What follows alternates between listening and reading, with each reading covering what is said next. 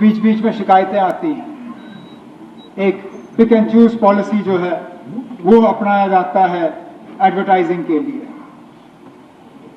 मैं कम से कम इस हुकूमत के तरफ से स्पीकर साहब इस हाउस को अश्योर करना चाहता हूं कि हमारे तरफ से एडवर्टाइजिंग के मामले में कोई पिक एंड चूज, कोई भेदभाव नहीं होगा।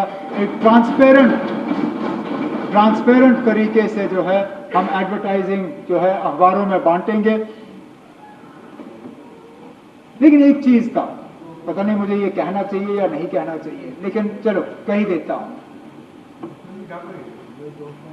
वो अखबार जो सिर्फ और सिर्फ हुकूमत के एडवर्टाइजिंग पे जिंदा रहते हैं, अखबार का काम नहीं कर सकते हैं, क्योंकि वो सिर्फ और सिर्फ हुकूमत को खुश करने के लिए काम करते हैं। हमारी कोशिश होनी चाहिए कि हमारे जो मीडिया हाउसेस हैं, अखबार हैं, वो खुद कफील बने। हम एडवर्टाइजिंग के तहत उनका हाथ पकड़ेंगे, लेकिन ये जो मशरूमिंग ऑफ अखबार, जिसको मूड आया अखबार खोला, और फिर क्या हो जाता है कि वही अखबार सिर्फ यहां मुफ्त कॉपियां बाहर बांटी जाती हैं, टेबल पर डाले जाते हैं, खरीदने वाला कोई नहीं होता।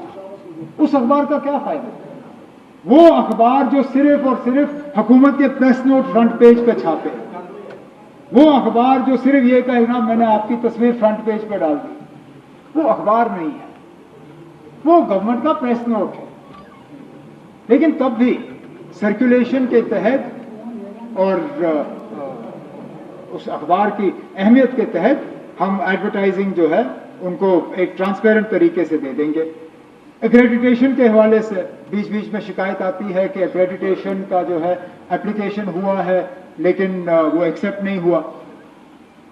अभी तक जो हमारे पास एक्रेडिटेशन के लिए एप्लीकेशंस आई हैं, जिनको या तो रिजेक्ट किया है या उन पर फैसला नहीं हुआ है, मैंने डिपार्टमेंट को वाज़िया हिदायत दी है कि उन तमाम केसेस को एक बार फिर रिव्यू करके उनके एक्रेडिटेशन का काम जो है वो कर दिया जाना चाहिए। और अगर कहीं पे एप्लीकेशन में कोई डिस्क्रिपेंसी हो या कोई कमी हो, एप्लीकेंट को बुला के उनको समझा के कि जनाब ये डिस्क्रिपेंसी है, इसको दूर करें। दूर करने के बाद जो है उनका एप्लीकेशन जो है वो एक्सेप्ट किया जाएगा। दौरान प्रेस क्लब के हवाले से बात की थी और मैं आज भी उस बात को दोहराऊंगा। हम कश्मीर श्रीनगर में, क्योंकि जम्मू का प्रेस क्लब ठीक ठाक चल रहा है यहाँ तवी ब्रिज के पास, श्रीनगर के प्रेस क्लब को बदकिस्मती से एक सियासी रंग दिया गया है। वहाँ एक प्रेस क्लब था, अच्छा खासा चल रहा था, लेकिन पता नहीं किस वजूहात के बुनियाद पर उस प्रेस क्लब को रद्द करके एक पैरेलल प्रेस क्लब जो है कायम की गई। अब हमारा ये मानना है कि प्रेस क्लब एक ही होना चाहिए और उस प्रेस क्लब का जो मैनेजिंग कमेटी है वो जम्मू कश्मीर का जो प्रेस है, श्रीनगर का प्रेस, वो तय करे। तो उनसे कहा जाएगा कि वो फटाफट अपने प्रेस काउंसिल का जो है प्रेस क्लब के इलेक्शन करें। जैसे ही उनकी कमेटी बन जाती है, उनको एक स्ट्रक्चर देके वहां हम प्रेस क्लब जो है उनका दोबारा कायम करेंगे। मीडिया फ्रेटर्निटी को ये यकीन दिलाना चाहता हूं कि सच बोलने पे किसी अखबार वाले, किसी मीडिया वाले को सजा नहीं दी जाएगी। हम चाहते हैं कि ये गवर्नमेंट को अकाउंटेबल बनाए। हम चाहते हैं कि जहां पे हमसे गलती हो उस गलती को जो है उभारा जाए।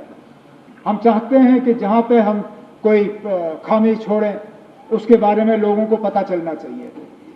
लेकिन ये कि फेक न्यूज यहां असली न्यूज के तौर पे फैलाया जाएगा, ये हम बर्दाश्त करने के लिए तैयार नहीं है। इनसे मेरी इतनी ही गुजारिश होगी, जहां जहां इनको खबर आए, मेहरबानी करके कम से कम एक बार उसको वेरीफाई करने की कोशिश करिए।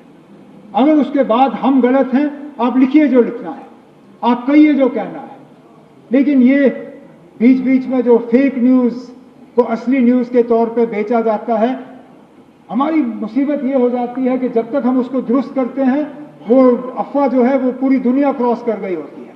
अब पिछले दिनों यहां शराब के ठेकों के हवाले से सरासर झूठ, स्पीकर साहब उस चीज में एक लफ्ज सही नहीं, लेकिन जिम्मेदार चैनल, अखबार मीडिया हाउस, एक बार भी उन्होंने हुकूमत से यह जानने की कोशिश नहीं की कि क्या यह दुरुस्त है या नहीं।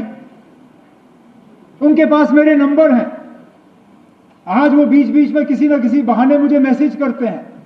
उस दिन एक ने भी मुझसे नहीं पूछा कि क्या नाम ये जो आप नए शराब की दुकानें खोलने की बात कर रहे हो, क्या ये दुरुस्त है या नहीं।